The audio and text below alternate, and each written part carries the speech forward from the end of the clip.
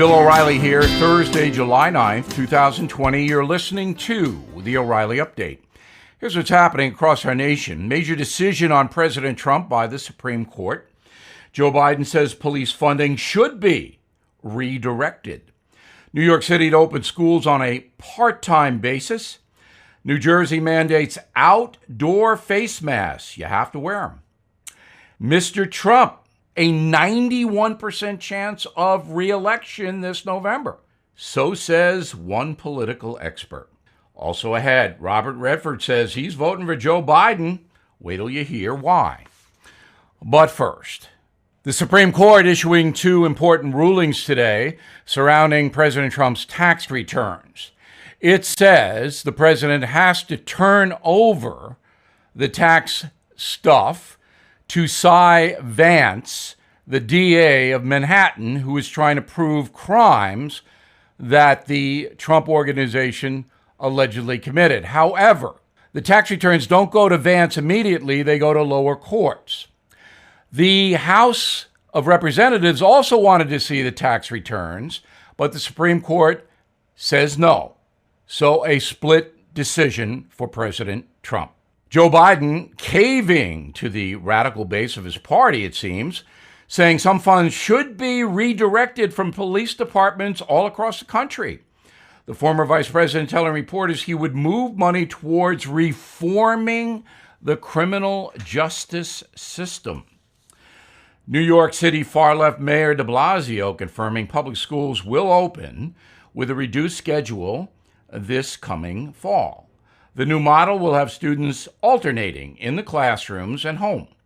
City also gives parents the option to have the kids work remotely full-time. New Jersey Governor Murphy signing an executive order requiring people to wear face masks outdoors if they cannot social distance. COVID hitting a 10-week high in Jersey after the state eased some shutdown rules. Certain restrictions apply. Children under 2, for example, do not have to wear a mask. A political scientist at Stony Brook University on Long Island gives President Trump a 91% chance of re-election this November. President Helmut Norpoth has accurately predicted, at least his model has, 25 of the last 27 elections. In a moment, Robert Redford doesn't believe that. He wants Joe Biden to be the next president. We'll tell you why next. The average ScoreMaster user raises their credit score 61 points in 20 days or less. ScoreMaster, the new credit science tool that super boosts your credit score faster and easier than anything else. Created by data scientists, ScoreMaster puts you in control of your credit score, empowering you to get more credit score points fast. In just minutes, you receive a personalized plan to achieve a better credit score. And we all know what that means, better deals that ultimately save you a lot of money. Financial independence starts with knowledge and getting your best credit score. That's what you get with ScoreMaster.com. You should have the power, not the banks. And getting your best credit score gives you that power. Enroll in minutes. See how many plus points you can add to your credit score. Please visit ScoreMaster.com/Bill. ScoreMaster.com/Bill. Time now for the O'Reilly Update message of the day. Joe Biden has at least one vote. That would be Charles Robert Redford Jr. The legendary actor, soon to be 84 years old, says he will vote for the former vice president in November.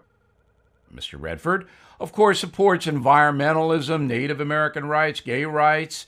He has, though, voted for Republican candidates in the past, including Brent Cornell Morris for Utah's 3rd congressional seat, and a guy named Gary Herbert, who did become the governor of Utah.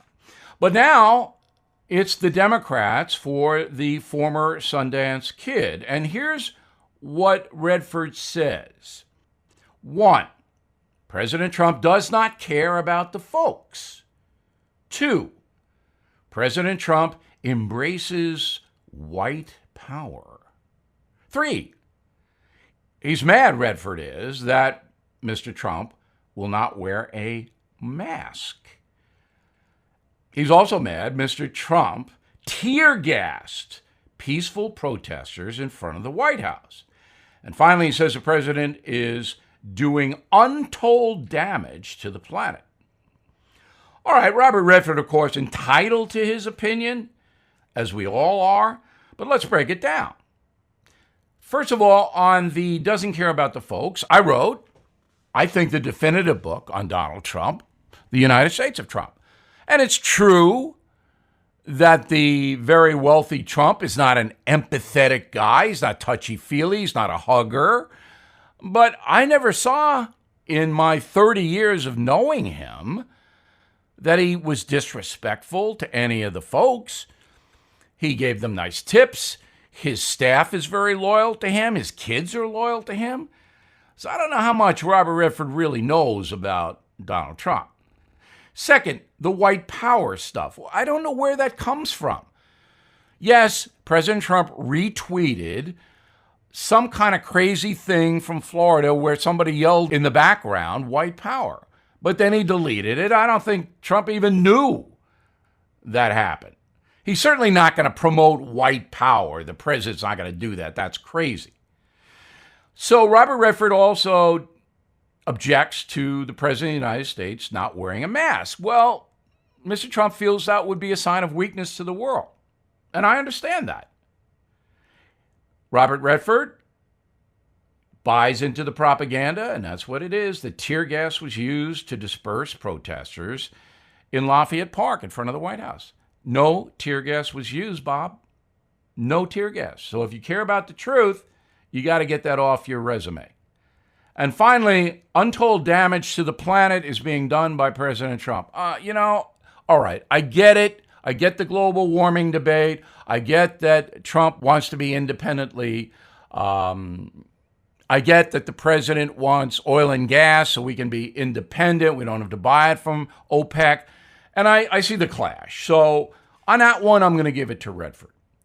And again, Robert Redford, entitled to vote for whoever he wants. But we all should be educated about our selection. I'm Bill O'Reilly, and I approve the message by writing it. For more news analysis, it's honest. Please visit BillO'Reilly.com. In a moment, something you might not know. Many of us are worried about 401ks and retirement savings, everything we've worked very hard for. They could evaporate.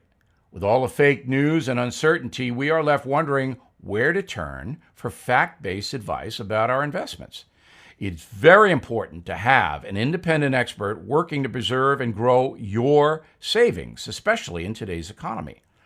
So please meet Silicon Valley angel investor and 5G expert Jeff Brown of Brownstone Research, whose only obligation is to you.